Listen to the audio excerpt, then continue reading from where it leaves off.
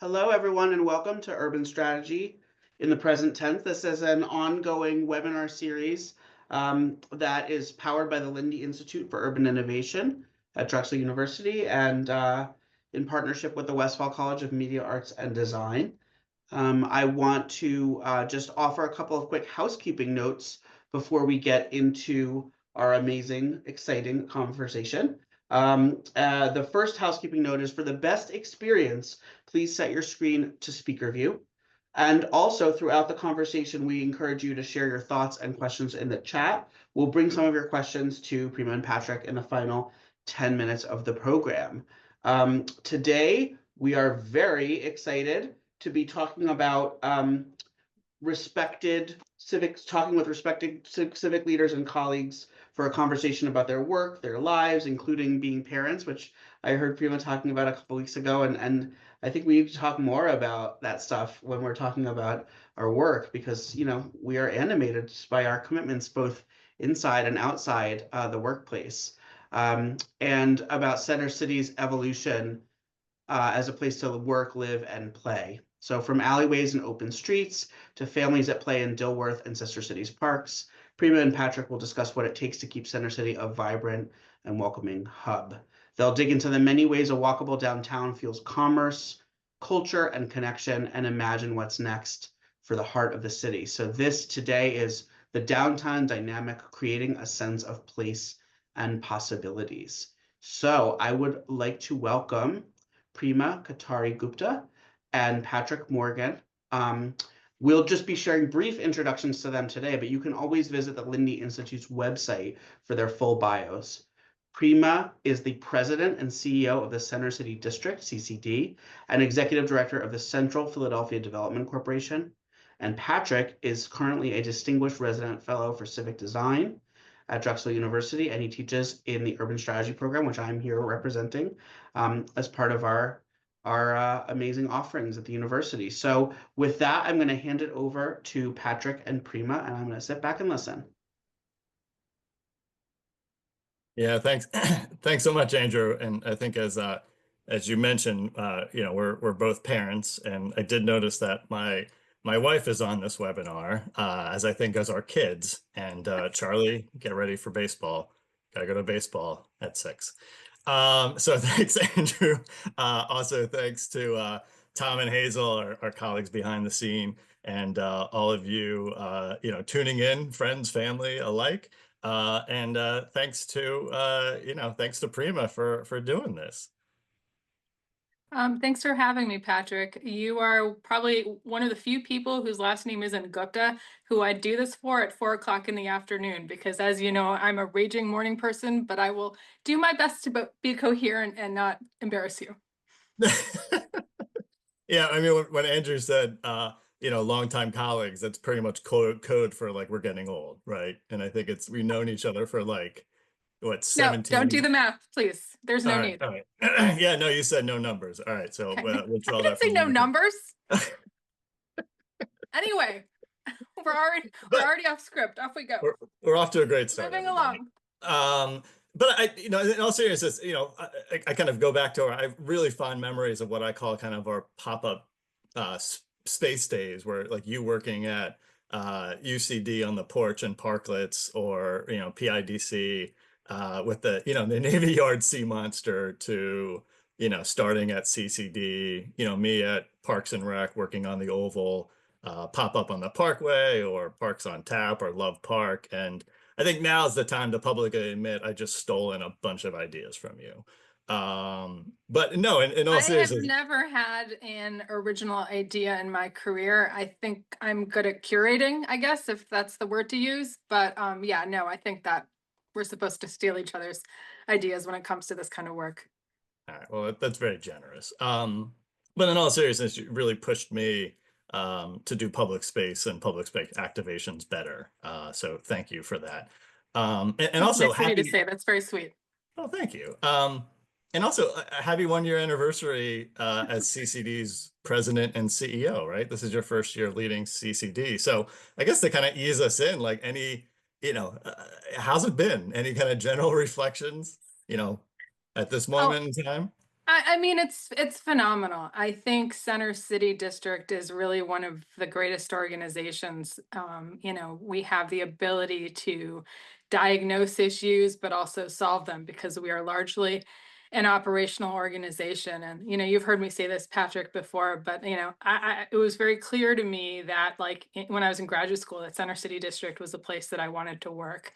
And I think, as you know, like I, you know, applied for an internship here, was rejected, was heartbroken. And my goodness, if I could go back in time and like, you know, tell that 20 something person, don't worry, it'll be fine. You'll be the second ever CEO. I guess it pays to be persistent, but this is my dream job. I feel so fortunate. We have such a great team. And fortunately, Paul Levy, who is the founding president and CEO of Center City District, is still very much involved because I still have so much to learn from him. So it's been really great.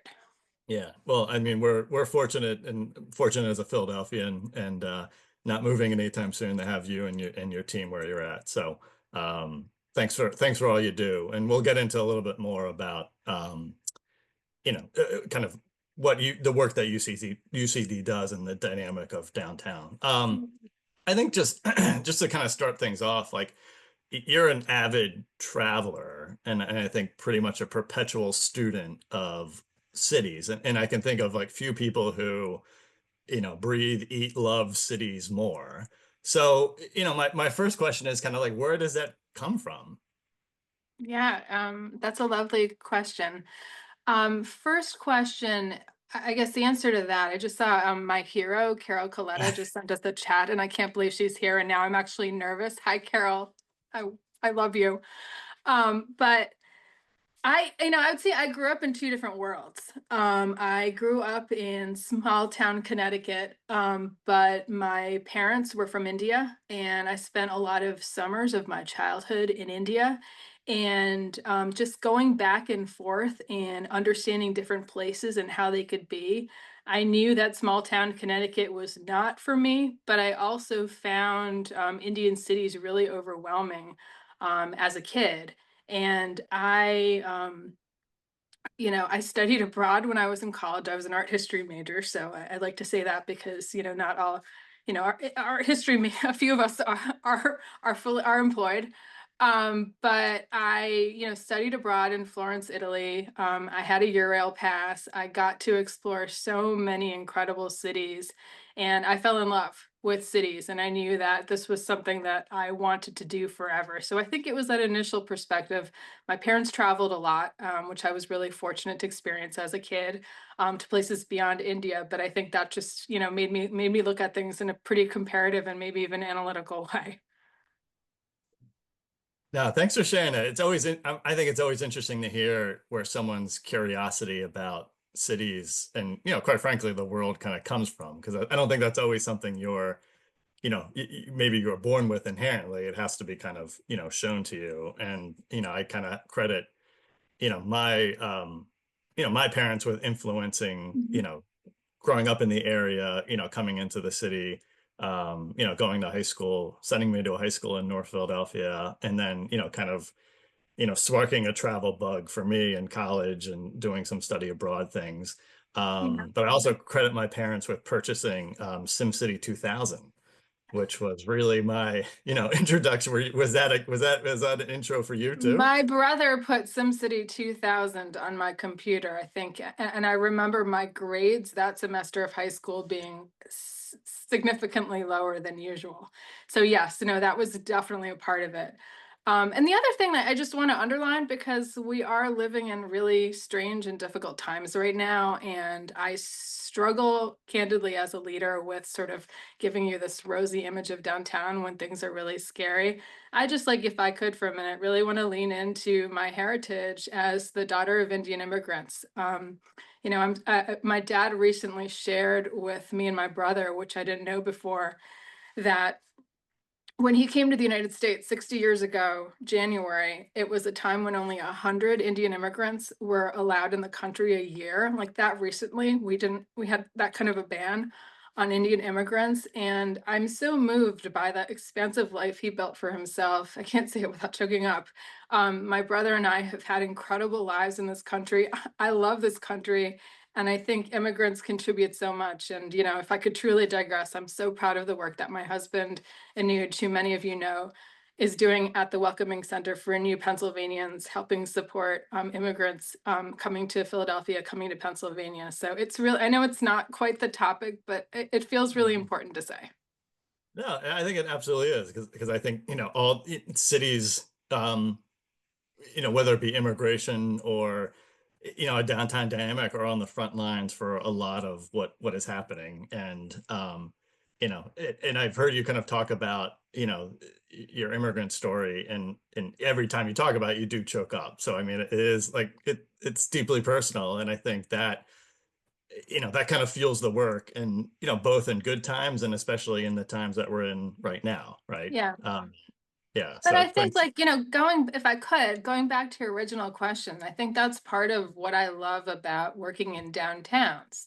And perhaps what I didn't like about small town Connecticut. I think that, one of the things that's really special that we talk about as it relates to center cities certainly applies to all downtowns, is that they belong to everyone, right? I think that there's this perception out there that downtowns are somehow the enclave of the wealthy or the enclave of the privileged, when in reality, they're, in places like Philadelphia, a one-seat ride to opportunity and prosperity for everyone in the entire region. And for that reason, belong to the entire region. And I think, that's, again, being the daughter of immigrants, appreciating diversity, appreciating, different perspectives. I guess it all kind of, it all relates for me. Yeah, and I think, and you see it, right? Like that concept of downtowns belonging to everyone, whether you're at your Reading terminal on a Mhm. Saturday, right? I mean, these are all going to be Philly examples. Or, kind of Dilworth Park, both as a dynamic public space, but also a transit hub. I mean, it doesn't take an Eagles parade to kind of, show that happening in real time. It's really kind of the day to day. Mhm. And, I think as we're kind of, struggling with the in-person interactions versus the time spent with technology, it is those like kind of daily in-person encounters that 5 minutes here, 10 minutes here, like those build habits, and I think Yeah. those are significant. Yep. Definitely. um all right, so we got to stay on time, sorry. Okay. I'm going to focus, Patrick. Yeah, no, it's okay. um It's dangerously easy to do this and pretend I'm just talking to you. Okay, we're going to be serious now. we're good. And scene. So, high school drama trick. So your Instagram photos, and we won't share your tagline, if that's what it's even called. God, I just sounded so old there. But your Instagram photos are really, it's a great mix of like, kids, your family, but also of like pedestrianized streets, like alley, public art, urban trash and trash management, systems, right? So it's got something for everybody, right? But I think, with that as the lens, like what cities are your go-to? Love to hear about like what cities are your go-to for personal inspiration and really to kind of ask like, why can't we do this here? Yeah, no, I think that's a great question. I mean, there are too many to name. I feel like during the pandemic, going to Paris in 2022, I mean, a city that I visited every 5 years for, since I was a teenager, was really inspiring and I think really reinvigorated me about cities, because Paris is a city that every time you visit it, it gets better. And I think that's incredible. Love the bike. I don't think take away my, professional credentials if I don't talk about Copenhagen, I guess. But, the city that I've been leaning into a lot that, my family visited last summer, and is probably my favorite city, is Mexico City.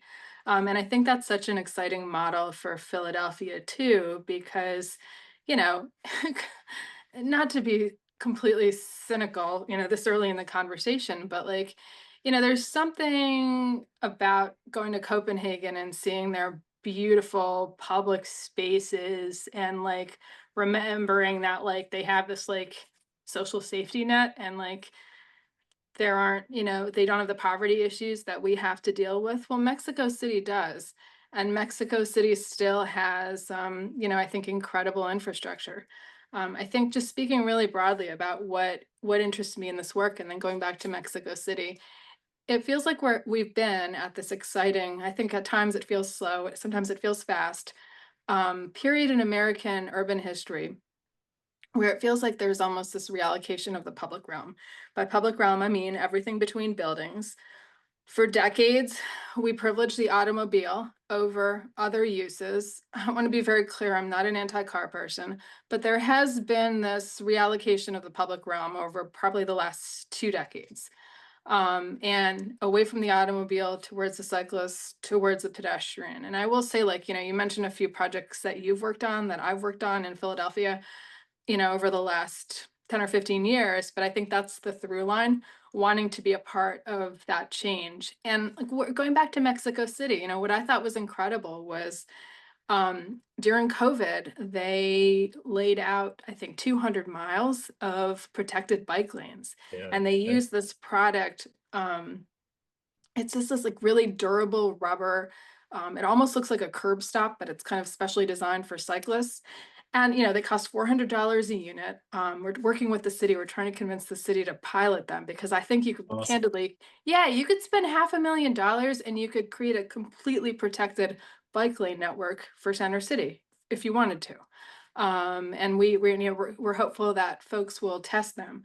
But that's the sort of thing that, like, to me, Mexico City is incredible in terms of that reallocation of the public realm. Bike lanes, they've got great wayfinding. It's a cafe city. They have great horticulture. Everything about Mexico City, I think, is really inspiring, particularly for Philadelphians, because great urbanism is not a luxury good. And you see that there. Yeah, no, we could have a whole separate webinar about Mexico City. And just as a teaser, I've driven from Pennsylvania to Mexico City 4 times. What? Yeah. 4 times? Yeah, that's another webinar or podcast, whatever this is. But huge, huge Mexico City fan for everything you kind of mentioned. But their parks, their gardens, Mm. are just, I mean, I think, they're authentic. They just feel so authentic, right? I guess that's the best word I can Yeah. kind of say. Yeah. And They don't they're feel precious too, right? yes. And they're Yeah. sort of, and I imagine we'll talk about this later. They feel like it's not these like discrete projects and these curb lines that have been moved and this like one area that is a bike lane. It feels like the entire DNA of the city has kind of evolved, to support pedestrians and cyclists, which I think is super cool, and it just makes it livable. That and the Yeah. fact that like all the horticulture is like very jungle-like. It's great. Everyone should visit. I agree. All right. Well, that'll be our next one. Will Okay. be from on location in Mexico City. The one kind of trip that was a really impactful for me is this is when I was at Parks and Rec before COVID. But we did a kind of a commerce trip with, Visit Philly, and a bunch of people, and we saw winter activations of public spaces in Montreal. Actually, I won't say the French, but essentially the Montreal kind of, Festival of Lights, and it was end of February into March. I think the average temperature was like 14 degrees. But Montreal kind of closes their downtown quarter to like cars, and the entire downtown almost is like just transformed into this gigantic urban entertainment playground for people of all ages, and like just tons of families in snow pants. And as a park geek, got to spend a lot of time in the Olmsted Park, Mount Royal, and they had this sledding activation. So I mean, that kind of like the fact that, and I think the 14 degrees was probably like the high temperature, but like people were out, and they were out at all hours, and it was amazing. It was amazing to see. So. Oh, that's great. And I'll add to that, like, we could talk about Philadelphia in the winter. When I started at Center City District, one of the stats that really amazed me, and I thought was quite wonderful, is that at Dilworth Park, which is, our signature park in front of City Hall in the heart of the city, we have the highest visitation rates in the month of December, when we have the skating rink, when we have the holiday markets, a variety of other different, the winter garden, different activations. We have a cabin. and the like. And winter isn't the deterrent to having great public spaces, which was really fun to realize. Yeah, and I think we have a photo because as I kind of say this, like Philly owns outdoor winter holiday experiences, and I think as someone who's kind of grown up in the area, like that's a big change, right? That's a In a big change. relatively in a relatively like short amount of time, like people like spend time and linger downtown outdoors, right? Hmm. And there's everything from like your Dilworth Park, Love Park, which this is the holiday village, Hmm. to the Wanamaker's Light Show, Dickens Village, the Comcast Holiday Show. You got Reading Terminal Market, of course, the uniquely Philadelphia Mummers. And it's like you can kind of breadcrumb this like winter experience, Hmm. all throughout downtown. And really, I would say from like November through January, there's a pretty constant great energy and kind of people dynamic. I agree. It's really great, and it's definitely a new phenomenon. That's certainly endured during through the pandemic. Um, so I mean, kind of sticking with public spaces, if that's okay. So we Yeah. both recently participated in a public space forum that was a team up between Drexel Lindy and obviously Drexel Westphal as well, but also the Fells Institute of Government at Penn with support from the William Penn Foundation. And we brought together, I want to say, around 120 folks working in and around public space. Obviously, you were there. You had, members of your team there.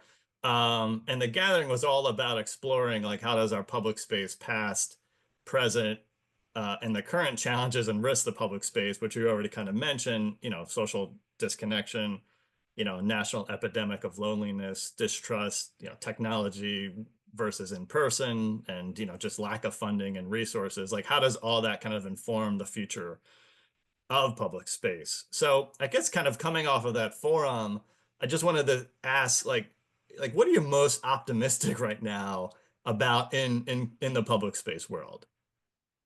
Yeah, no, that's a great question. Well, like, I'm gonna, answer that in a super macro way if that's okay.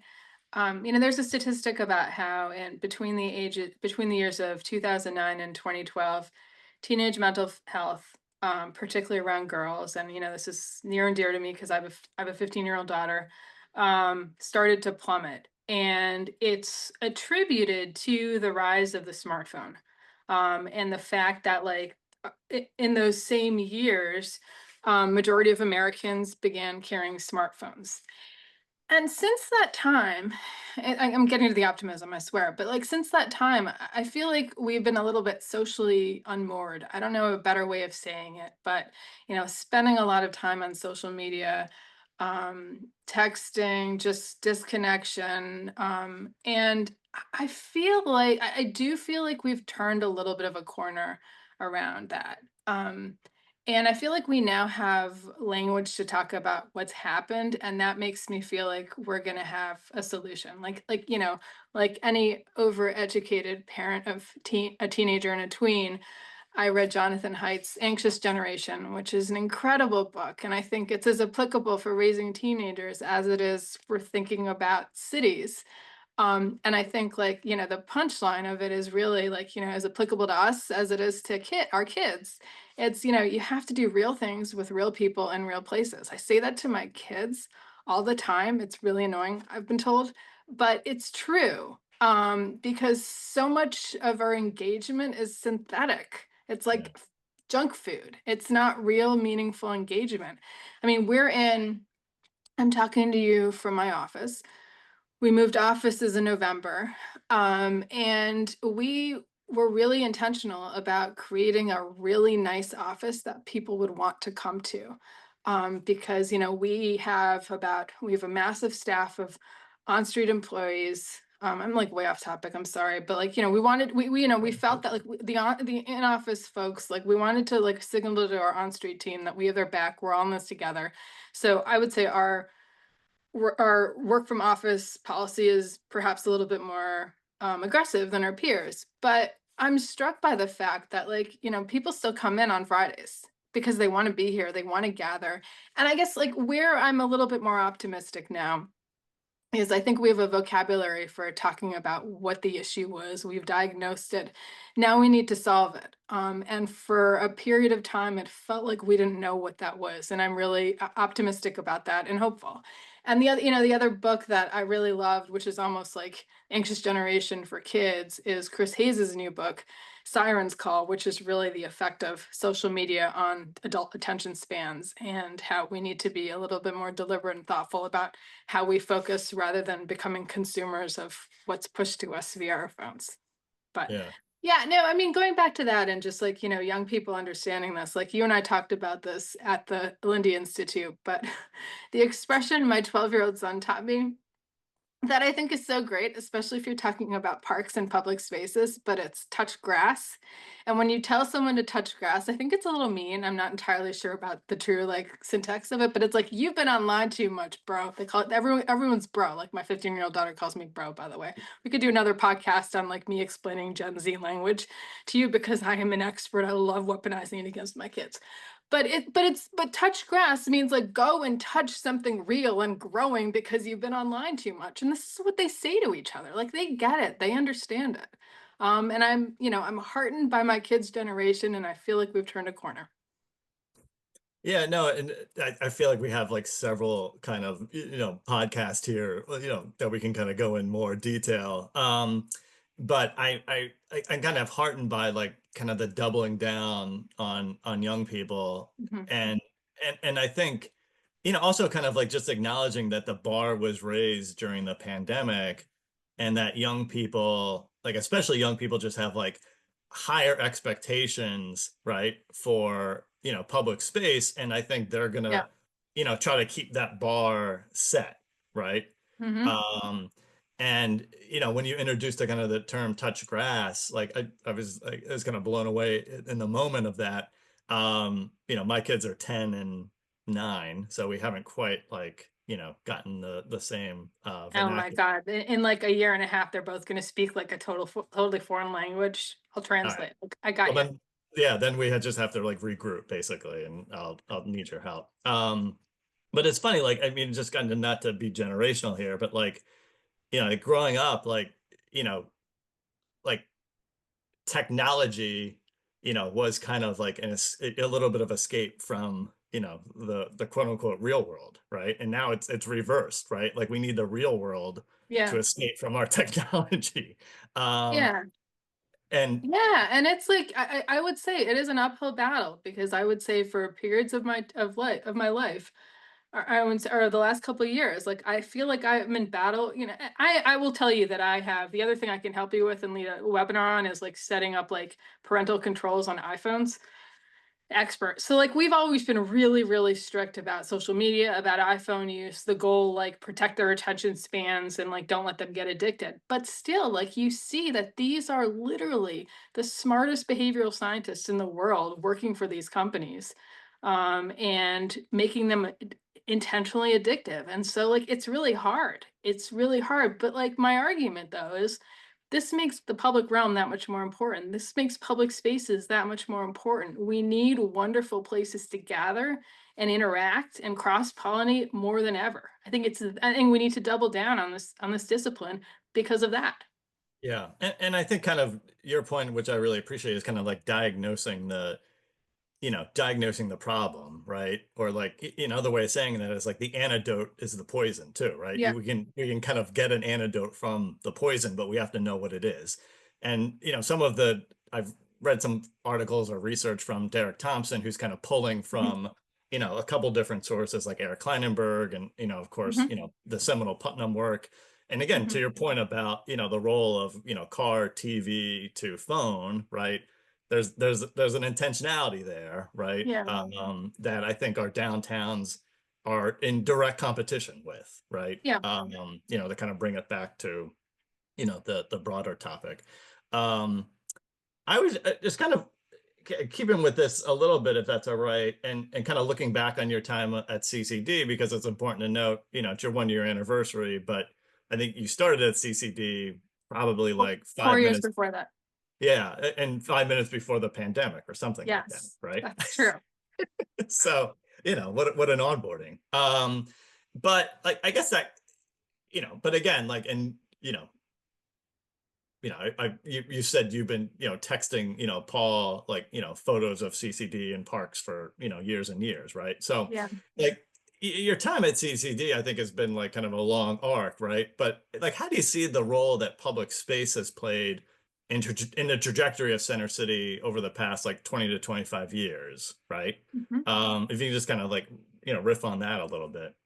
Yeah, no, I think that's look, that's why we exist, right? We exist, I think, primarily, like I would say like 80 of our organization is focused on clean and safe, keeping the sidewalks in the public realm clean, and security, safety patrol, public safety patrols, community service representative, ambassadors, just creating a certain level of comfort in the public realm in downtown Philadelphia. And we've layered on, and Paul, and under the organization under Paul's leadership, layered on top of that, developing and managing parks to that. So I think it's real there. These are really important cues that, we don't learning more and more that we don't create stories in our head or narratives in our mind about things based on empirical evidence.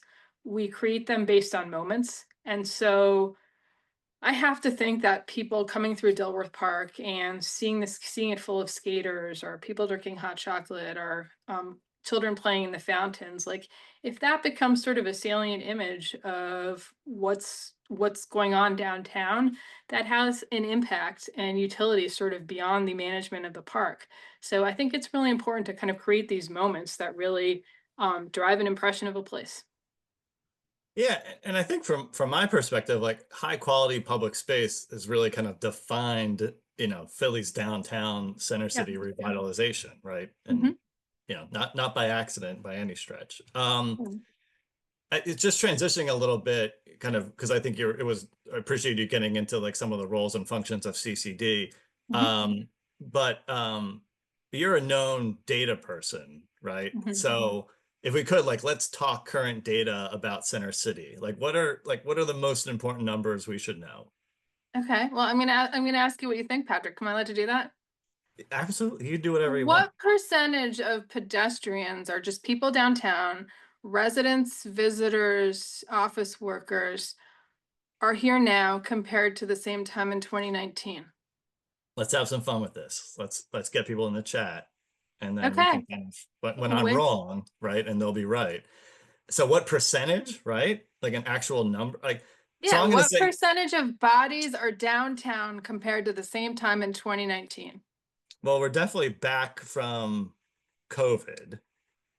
And I'm gonna go with the chat because I'm gonna group think this. We're in like the 70 to 80%. I haven't So I'm seen gonna it take, yet. I oh, really, because I you're spend on a your lot of phone, my you time can't with see the real chat. estate developers, and you all are the pessimists. Really, we're at 90%, people, right? What? We are at 90% of the people downtown compared to the same time 2019. Yes, Wow. there are fewer people coming to work, to be sure. We have what we believe to be the highest residential population downtown than we've had in our history, right? You walk around downtown, certain parts of it are hard to sort of, discern because there's so much new construction. And from what we can tell, we just put out a report last week. The occupancy of downtown apartments is exactly what it was in 2019. These apartments are getting filled. So that's helpful. And I think visitation certainly seems to be recovering.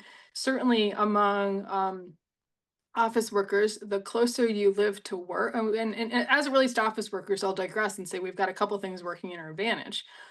One is the fact that the closer you live to work, the closer you live to your place of work, the more likely you are to be back in the office. So if you Yeah. live within a mile and a half of work, I think the number's around 90%. You're back to work at a 90% rate.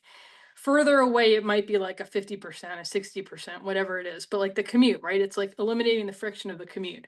The fact that we are a walkable downtown, and not just downtown, but we've got Fairmount, we've got Brewery Town, we've got South Philadelphia, we've got Northern Liberties, we've got all these places that are sort of part of this walkable ecosystem, where people can get to work quickly and efficiently, that's helping our return to work numbers. And so is the fact that, as it relates to employment downtown, we over-index on eds and meds who tend to be more likely to be in place. So I think those are the good numbers, but like 90% is the one that I would love to leave you with, because I think that's a really important one. Here's another one. I'm not going to pick on you. How does violent crime in Center City in 2025 compare, I'm sorry, for the year 2024, compared to where it was in 2019?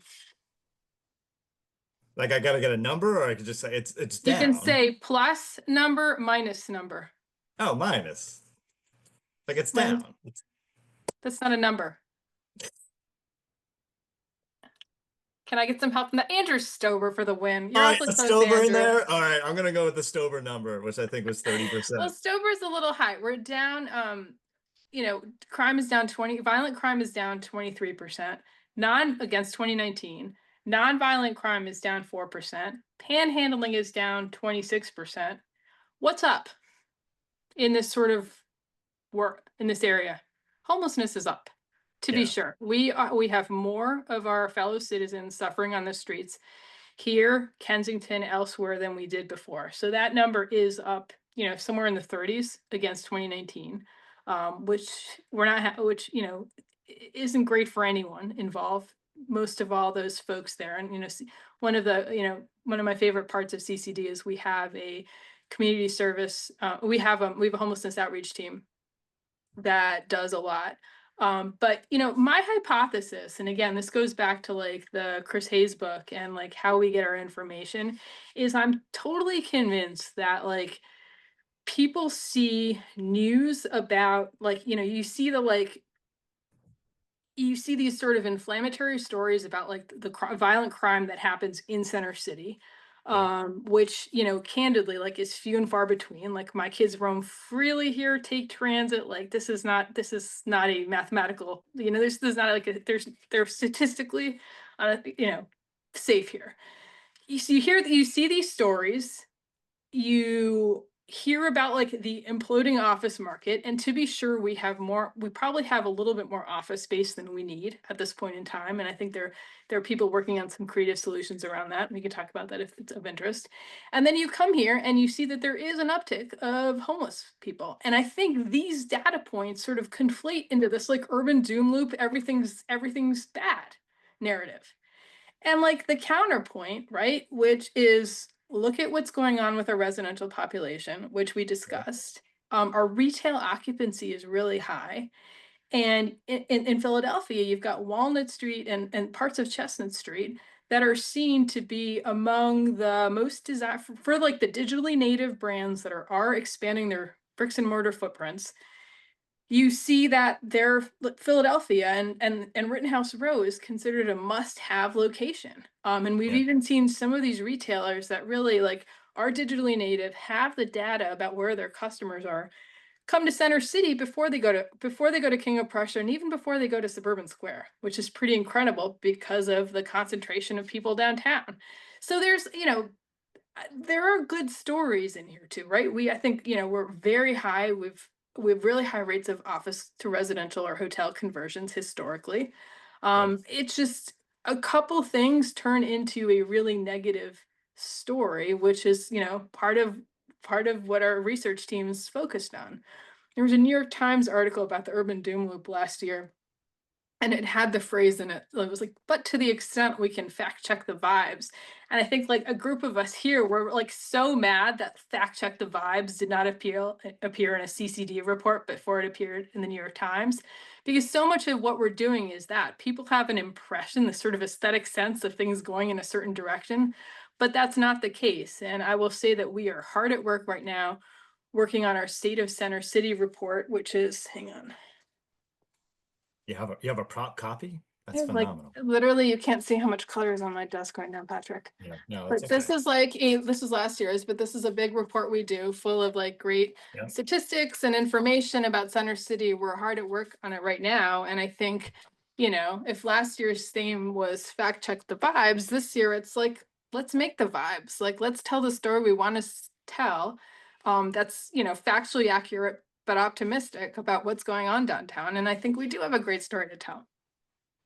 Yeah, and I think I want to be cognizant of the time because I think that the chat is I can't keep up with it. So there's definitely people want to come in. So we'll have to kind of do a little bit of a rapid fire here, but I also want to kind of highlight the data that came out of your Open Streets initiative, Yeah. which I think, I saw, it's your third time doing it, kind of closing off streets around Rittenhouse. And I think, seeing kind of the businesses, the local businesses and the restaurants, that's a great image. I think it was, you had data saying 90% of the businesses or the restaurateurs in the area, saw an uptick, not just in foot traffic, but in people Sales. Yep. sales, right? Yeah. And I think one of the common things I've heard in terms of pedestrianizing streets is that there's the narrative of like, oh, well, you're going to kill business, No. right? There's that whole like trope, streets are for people, streets are for X, streets are for capitalism. Like no one loved this event more than our retailers and our restaurants. And I can just talk really quickly about it. And then if you want to open it up to questions, that would, well, I don't want to, I don't want to take over here, but so we did this event, which was last September, we started this. And this goes back to this whole idea of the reallocation of the public realm. Could we take our retail high street, which is Walnut Street, and a couple like appendages from Walnut Street, pedestrianize it for 4 consecutive Sundays in September. We did 4 consecutive Sundays because we didn't want it to feel like too much of a novelty. And we wanted like the novelty to wear off. We wanted to protect ourselves if one event had bad weather. And we also were curious about like repeat visits and the like. And so we ran this experiment, and like here's what was like really special about it. An hour before the street closed the first time, it was like, so you have to close the street at 6 a.m. even if the event doesn't start until 10 a.m. And then what we didn't totally realize the first time we did it is the stores don't actually open until 11 a.m. But the people at 9 a.m. that were out walking their dogs, jogging, toddlers playing in the middle of the Walnut Street at 9 a.m. was just like the coolest thing. Like it felt like the way the infrastructure should have been used. We saw retailers and restaurants take advantage of this park, which is a restaurant on Rittenhouse Square, brought tables into the street and had sort of this 1920s type of band. But it was a really special event. Like it felt good. It felt like great public space. But look, Center City District is a business improvement district. We get paid to do what we do because we support property owners who want their tenants, their retailers and restaurants to be successful. That had to work for this event to continue, and it did. I mean, that was the incredible thing. Like, I think we've evolved because when the team started doing outreach to restaurants and retailers, I thought we'd get a lot more resistance than we did. We got very little resistance. People wanted to try this, and then once it was successful, now, I think people are a little bit impatient that we're, continuing to be cautious in scaling it. So we did 4 Sundays in September, again, really successful. The 4th one was a little rainy, but we had 3 really successful ones. The second, what was another statistic from it, which was really cool, was the 2nd and 3rd Sundays. Again, the 4th was a rainy one. Again, using placer data, understanding where people were coming from. We had a lot of people come from the suburbs, which was great because we want them to spend their money here. It's a shopping street. This is a good thing. So we brought it back in December for 2 Sundays, sort of holiday shopping themed. And we just announced that we're bringing it back for 4 Sundays in April. And of course, the response was, why just 4? But I don't know. I mean, I think there are a lot of people that like understand this stuff better. But what I'm a little bit haunted by, to be totally honest, was last summer my family was in Los Angeles, and we went out to Santa Monica and we walked the 2nd Street Promenade, a pedestrian retail street, and it doesn't feel great. And I think like one of the things that I'm being I'm just generally a very cautious person, but I think we want to scale this up appropriately. And if we're able to scale this up in a way that's like a little bit like less than what people want, people are always going to be asking for more. And Yeah. we can keep saying back by popular demand, I guess. But Yeah, no, it was really, really fun. And quite honestly, it is like the only time my 15-year-old daughter will hang out with me because she likes open streets and she knows that I'm in a good mood and I'll buy her things. Is my husband watching this? well, I'll say as a parent, it's where my kids learned to like ride a bike, right? Because it was just, Yeah. not just kind of Yeah. like that strip, but just like the positive encouragement and the vibes, right? Yeah. Like it was a moment of beauty, right? Of It just was strangers. really nice. It was Yeah. really nice. And like the dogs liked it most because if you had a cute dog, that dog got a lot of attention from strangers. It was great. My Um, favorite thing, Patrick, in the open streets, by the way, was seeing these like, 3 and 4-year-olds who've been told their entire life, like, stay on the curb, don't go close to the street. And they did not understand that they could come to the middle of the street and play. And we had bubble machines and fun stuff, yeah, but just their caution and like realizing that it was open to them and they're invited to play and draw with chalk in the middle of the street was really cool. I could yeah. talk about this all day, so I'm sorry. It was a really fun thing to be a part of, and the team here did an amazing job executing it. They get all the credit, to be clear. Yeah. Well, no, and I love kind of because you really, I mean, we've come full circle in many ways. And there were many questions we didn't get to, so we'll definitely have to have you back. Or we'll just do like a webinar or a podcast because it feels like everyone's doing that these days. But mentioning like the 3 and 4-year-olds, right? That comes back Yeah, full circle to how like we were introduced to cities, right? So yeah, it's so special to be like their first memory of a city is going yeah. to Sure. be that kind of a changing narrative. And like when we talked about like what cities that inspire you or places that like make us think about like this is what we need, like, or why can't we Mhm. do this here? And like listen, this is going to be a very very unphilly thing to say, but in many ways like we are doing a lot of it here, right? Yeah, Like, yeah, yeah, yeah. and And we can get better incrementally. exactly. And we can kind of change a narrative and a mindset. But I think, it's just kind of important to kind of acknowledge that, right? Yeah, sure. So yeah, no, I again, it's almost like we rehearsed this. So thank you. So I will open it up to the chat in the kind of few moments that we have. So this is where I have to like process a lot of information quickly. I'm not good at it. Neither am I. All right. Take your time. Thank you. So, I think there's a few questions. I think kind of, um, I think there's some questions and maybe just kind of riff on it a little bit more. There's questions about like perception over data, right? From a safety perspective or like a social Yeah. norm perspective. Like, I think we've kind of talked about in terms of like using the data to like, as like a counter narrative. But do you have any Yeah. kind of additional points that kind of make on that? Yeah, I don't think like, I've thought a lot about this. I don't think data is an effective counter narrative with most people. Right? Like, I think, like, I could say until I'm, blue in the face that crime is down and that, like, on a risk adjusted basis, like, there's very little violent crime in Center City and you're safe going about your day. But if people feel a certain way, they're not going to absorb that narrative. So I think, like, that's why a Dilworth Park is really important. That's why open streets are really important. That's why, like, great public art is really important. You need to create these moments that like override the narrative because if the vibes seem a certain way, you're going to defer to the vibes. You don't want to listen to like the nerdy Indian girl talk about numbers. Like you want to feel a certain way. And I think we need to provide those places and spaces.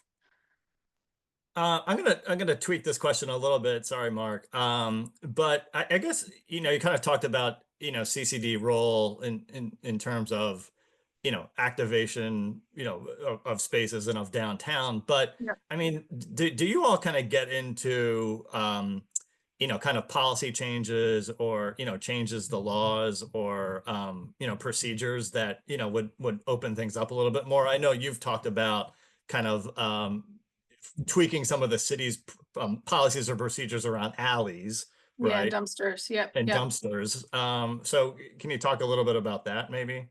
Yeah, no, that's a great question. One of, we're kind of a family of entities. Like we have a municipal authority, which is CCD. We have a nonprofit, and then we have sort of a membership organization. We have 4 different entities. So like, you know, I don't know my tax law, so like I'm probably speaking under one of those and not two of those right now when I talk about policy change, but yeah, I think it's absolutely something we can do. I mean, certainly Paul has been really active with the Tax Reform Commission, which has been really phenomenal, and he's been so kind of thoughtful on that.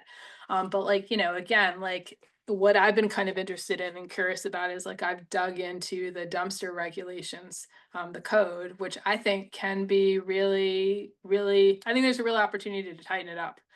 And I could like, again, I could talk for an hour about dumpsters and dumpster regulations. But like, I think the short version of it is like, I think we need to better educate business owners on the need to lock their dumpsters and get them, you know, filled, like get trash removed from them more frequently.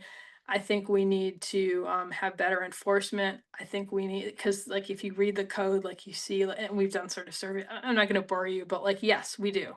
But we're very focused on dumpsters and alleys, and we think there's a lot that can be done there. I think in the short term around education and enforcement, I think changing regulations, I think thinking about dumpster consolidations and incentives for that. And then quite frankly, like then the magic happens because, you know, going back to like, you know, our interest in pedestrian friendliness and walkability, like we have this network of these perfect geometry scale spaces. And what if we kind of unlock them for, you know, coffee shops and art galleries and street art and great lighting? Like it's like the infrastructure's there, like any other city would dream of having that. And like, you know, in Tokyo or Melbourne and some of these other cities, those are some of the greatest public spaces in the city, and we already have them. We just need to, you know, clean them up. So I suspect I'll be spending a lot of, you know, my middle age on this particular topic. No, there's a great number of allies in the chat who want to go, you know, on the dumpster fight with you. So I love it. yeah, and I mean, that's one of the takeaways from you know, I was at the Knight Foundation, and again, thank you to, you know, Carol Coletta, fanboy of her work, but she also hired me at the Knight Foundation, but was able to go to Copenhagen and, you know, kind of saw that, you know, firsthand, right? Like, and I think this goes back to your, you know, like downtowns belong to everyone, right? So, you know, we've already ceded so much to the car, like why would we cede any more to, you know, a dumpster, basically? So Yeah. It's one of those things, like, right, you question the defaults, like that's a default setting. We just sort of seeded it over time. My colleague Andrew Jacobs has dug into this and he's done some really, really great work on it. But like, yeah, I mean, it just happened almost without intention. And now I think there's an opportunity to rethink how those spaces are being used. great. All right. Well, I don't really see any more questions in the chat. So I don't know, Andrew, you come back on? I think we're on time. Your timing is perfect. Perfect amount of Nice. questions and amazing conversation. And I just want to say You it's say that to all the webinars, Andrew. Thank you. I know, I'm a big webinar flatterer. But you know, I really admire both of your commitment to this city and to, you know, the hope that we continue to have for, you know, the relevance and the plurality of our urbanism, you know, in cities that hold multitudes and make space for everyone. And, you know, I just really enjoyed listening to you talk shop and geek out in ways that I love to do as an urbanist myself. So you know, on behalf of the group, the many of us that are here, this is a very good attendance for us too. You guys have a lot of fans.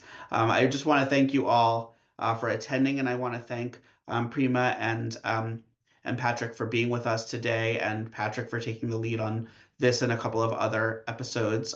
If you like what you heard today, this is the kind of thing we talk about all the time in the Urban Strategy Graduate Program at Drexel. And so you could email me or visit our website for more information about how to spend a lot of time talking about this and studying this. Urban Strategy in the present tense is produced by the Lindy Institute for Urban Innovation at Drexel University in partnership with the Urban Strategy Master's Program. And sincere thanks to the Lindy family for their support and leadership. Again, I'm Andrew Zitcer, and thank you so much to our producer, Thomas Devaney, and our production director, Hazel Dequito, for all their work and assistance on today's program. And thanks everyone for joining us. Have a great rest of your day.